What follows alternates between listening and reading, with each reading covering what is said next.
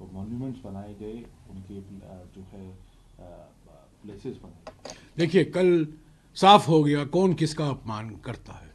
कल गृह मंत्री ने डॉक्टर बाबा साहब अम्बेडकर का घोर अपमान किया। उन्होंने क्या कहा, आप लोग अम्बेडकर अम्बेडकर अम्बेडकर जपते हो, बेहतर होता कि आप भगवान का नाम लेते।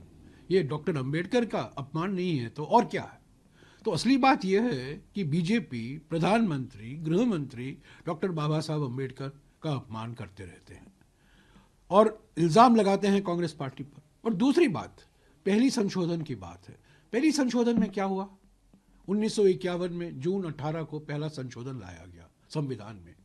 वो उसमें 3 नए अनुच्छेद लाए गए संविधान में। एक 15(4). 15(4) क्या कहता है, क्योंकि सुप्रीम कोर्ट ने आरक्षण को खारिज कर दिया था, रद्द कर दिया था, 15(4) को लाना पड़ा। यानी कि अनुसूचित जाति, अनुसूचित जनजाति और ओबीसी वर्गों के लिए शिक्षा के स्थानों में आरक्षण का प्रावधान मिले। ये 15(4) कहता है पहले संशोधन। दूसरा 19(2), जो फ्रीडम ऑफ स्पीच पर कोई रीजनेबल रिस्ट्रिक्शन लगाई गई है। असली बात यह है कि 3 जुलाई 1950 को सरदार पटेल ने जवाहरलाल नेहरू को एक खत लिखा था, और उन्होंने, ये खत मेरे पास है, 3 जुलाई 2004 पन्ने का खत है, और इसमें साफ कहते हैं सांप्रदायिक प्रचार से हमें लड़ना है, सांप्रदायिक प्रचार का हमें सामना करना पड़ा, ये सबसे बड़ी चुनौती है। और उन्होंने श्यामा प्रसाद मुखर्जी का नाम भी लिया है, और वो कहते हैं कि my own feeling is that very soon we will have to sit down and consider constitutional amendments. 3 जुलाई 1950 सरदार पटेल जवाहरलाल नेहरू जी को लिखते हैं कि संविधान का संशोधन होना जरूरी है, क्योंकि सांप्रदायिक प्रचार भयंकर तरीके से फैलाया जा रहा है। तो 19(2) उससे करता है, और ये सिलेक्ट कमेटी को गया। सिलेक्ट कमेटी में नेहरू, राजा गोपालाचारी, श्यामा प्रसाद मुखर्जी, बाबा साहब अम्बेडकर, और बाबा साहब अम्बेडकर ने खुद उसकी इसकी वकालत की कॉन्स्टिट्यूएंट असेंबली में।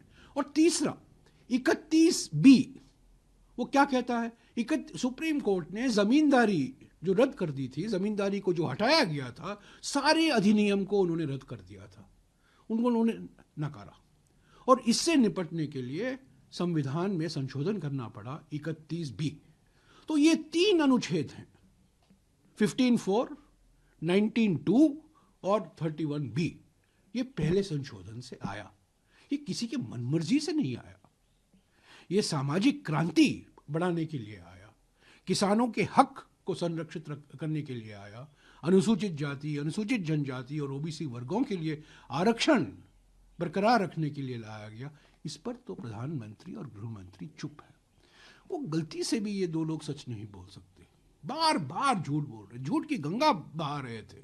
एक प्रधानमंत्री ने तो लोकसभा में बहाया और गृह मंत्री ने राज्यसभा में बहाया। सर लेकिन जिस तरीके से उन्होंने कांग्रेस इनके लिए झूठ सर्वोपरि है। सत्यमेव जयते तो हमारा राष्ट्रीय मोटो है, मुंडक्य उपनिषद से आता है सत्यमेव जयते, पर इनका विश्वास है असत्यमेव जयते। सर लेकिन जिस तरीके से कांग्रेस पार्टी को आड़े हाथों लिया, कांग्रेस को टारगेट किया, हाँ हाँ बिल्कुल, उसको किस तरीके कल से तो चुनावी भाषण था उनका, बस सीधा निशाना यही था, कांग्रेस पार्टी था। संविधान पर ज्यादा नहीं बोले और इतिहास में गए। अरे आज क्या कर रहे हैं, बेरोजगारी, महंगाई, बढ़ती हुई आर्थिक विषमताएं, सामाजिक ध्रुवीकरण, संवैधानिक पदों का जो अपमान हो रहा है, उनकी स्वतंत्रता को खत्म किया जा रहा है, आज की हकीकत की बात उन्होंने नहीं की।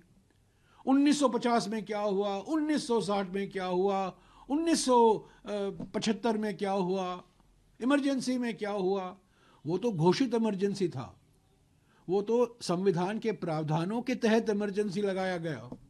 अब तो अनडिक्लेयर्ड इमरजेंसी है, भय और धमकी का एक वातावरण फैलाया हुआ है, उद्योग जगत में, व्यापारियों में, किसानों में, सब देखिए कहीं भी एक तानाशाही है। एक तरफ तानाशाही है, दूसरी तरफ अमित शाही है।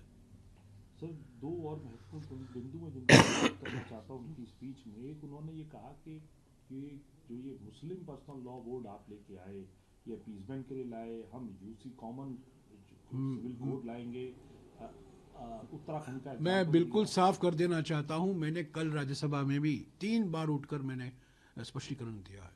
कांग्रेस पार्टी धर्म के आधार पर आरक्षण कभी नहीं दी है और न कभी देगी। आरक्षण धर्म के आधार पर, सामाजिक और शैक्षिक पिछड़ेपन के आधार पर आरक्षण दिया जा रहा है।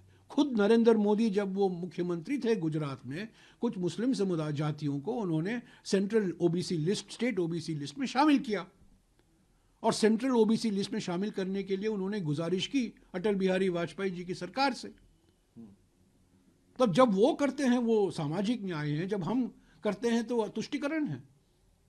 हम धर्म के आधार पर कभी भी आरक्षण नहीं देंगे। धर्म के आधार पर सामाजिक और शैक्षिक पिछड़ेपन को मद्देनजर रखते हुए ही आरक्षण दिया जा सकता है। इसका मैंने पूरा खंडन किया। और मैंने ये भी कहा, खड़गे जी ने भी कहा, कि जब हम अल्पसंख्यकों की बात करते हैं, हम उनके संवैधानिक हकों की बात करते हैं, जो संविधान में लिखा गया है, जो प्रावधान है अल्पसंख्यकों के लिए, उनकी सुरक्षा के लिए, उनके कल्याण के लिए, वो उसी की बात कर रहे हैं। अगर संविधान के प्रावधानों को सर्वोपरि मानना तुष्टिकरण है, तो क्या क्या कर रहे हैं? ये तुष्टिकरण नहीं है। राहुल गांधी को भी कहा कि जो कुछ लोग मोहब्बत की दुकान की बात करते हैं, मोहब्बत की दुकान नहीं लगाई जाती है, मोहब्बत भाईचारा और तरीके। अरे बस जब नफरत की बाजार लगी है, और नफरत की बाजार नहीं, नफरत का एक सुपर मॉल लगाया हुआ है सारी जगह, उत्तर प्रदेश में, मध्य प्रदेश में, छत्तीसगढ़ में, राजस्थान में, गुजरात में, सब जगह नफरत के सुपर मॉल लगाए जा रहे हैं रोज, और बुलडोजर चलाए जा रहे हैं। तो देखिए, सामाजिक न्याय, आर्थिक न्याय और राजनीतिक न्याय हमारे संविधान के प्रस्तावना में है। शुरुआत उसी से होती है। आर्थिक विषमताओं के बारे में कुछ बात नहीं प्रधानमंत्री और गृह मंत्री के मुंह से। बढ़ती हुई आर्थिक विषमताएं, महंगाई पर कोई बात नहीं, बेरोजगारी पर बात नहीं, ध्रुवीकरण पर बात नहीं, भय और वातावरण जो आज सारे देश में फैला हुआ है उसके बारे में कुछ बात नहीं। हमारे पड़ोस देशों के साथ हमारे जो संबंध हैं, जो प्रधानमंत्री ने 19 जून 2020 को चीन को क्लीन चिट दे दिया था, उसके बारे में कोई बातचीत नहीं। इतिहास को लेकर तोड़ मरोड़ कर नए तथ्यों को लाते हैं, कहते हैं ये इतिहास है। ये कोई इतिहास? सेंगोल के बारे में बहुत बड़ी बात हुई कल, वो भी एक अनोखी दास्तान है, उसका खुलासा मैंने पहले ही किया था पिछले साल, और फिर से सिंघोल की बात करते हैं।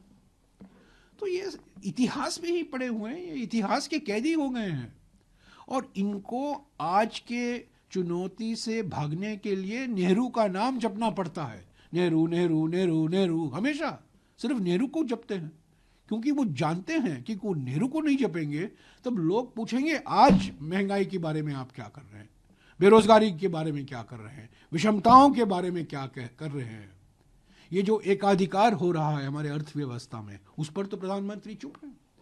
एक ही कंपनी, सारे बंदरगाह, सारे एयरपोर्ट, सारे सीमेंट फैक्ट्री, सारे डिफेंस के ठेके, सारे एक ही कंपनी, जिसका एक विशेष रिश्ता हमारे प्रधानमंत्री के साथ है, रहा है 20-25 सालों से, उसके बारे में कुछ नहीं। तो असली बात यह है, हम संविधान पर चर्चा चाहते थे, पर इन्होंने 50 साल पहले क्या हुआ, 75 साल पहले क्या हुआ, इमरजेंसी में क्या हुआ, वही उसी पर उन्होंने अपना समय बिताया। और मैं कहता हूँ, ये एक नेशन वन इलेक्शन की बात करते हैं, ये तो एक भाषण कई वक्ता थे। भाषण किसी ने लिखा इनके लिए, और वही भाषण निर्मला सीतारामन जी, हरदीप सिंह पुरी, जेपी नड्डा, भूपेंद्र यादव, अमित शाह जी, सब एक ही भाषण, सारा एक ही है बस। 1951 में ये हुआ, 1975 में ये हुआ, 42वां संशोधन ये हुआ, सारे, और वही कोट अंबेडकर साहब के, वही पंक्तियां उनके भाषण से। तो ये तो एक ऐसा फिल्म दिख रहा था मुझे, जो प्रोड्यूसर भी एक है, डायरेक्टर भी हैं, एक्टर भी हैं, स्क्रिप्ट राइटर भी एक ही है, बस वही है बस। सर आखिरी सवाल, क्योंकि आपने वन नेशन वन इलेक्शन की बात कर रहे हैं और आप संसदीय प्रणाली को समझते भी हैं। कल जो है one nation one election Lok Sabha के अंदर उसका एक्ट जो है बिल लाया गया और उसके बाद में ये भी कहा जा रहा है कि जो नंबर्स रहे वो 269 अरे यार 272 भी नहीं मिला उनको कल। 272 मिलने थे, 272 भी नहीं मिला। सिंपल मेजॉरिटी नहीं मिला उनको इंट्रोडक्शन के समय। इनको 2/3 बहुमत कहां से मिलेगी?